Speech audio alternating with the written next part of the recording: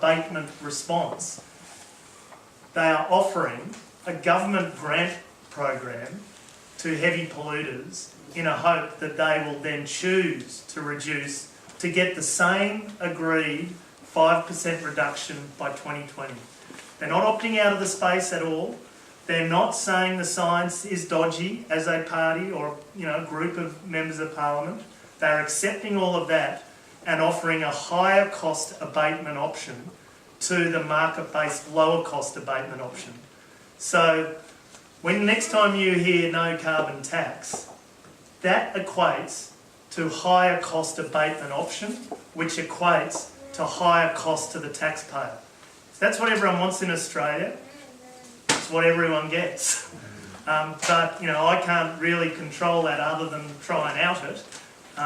But I get the sense everyone's marching to the ballot box because they think it's a great con, this whole issue of carbon science, and they're going to back in a team who's running on effectively a poorer economic strategy and, I don't like using the word lie, but a bit of a con on this language of tax. 18 bills went through the Australian Parliament. Not one of them has the two words carbon tax next to each other.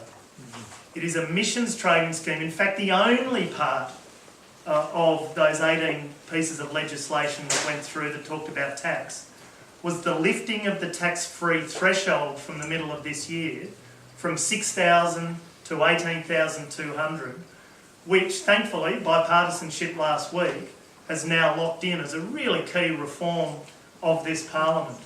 But that is the only tax type of measure that passed the parliament when we introduced a market-based emissions trading scheme on the best economic advice in this country to respond to the best science advice in this country.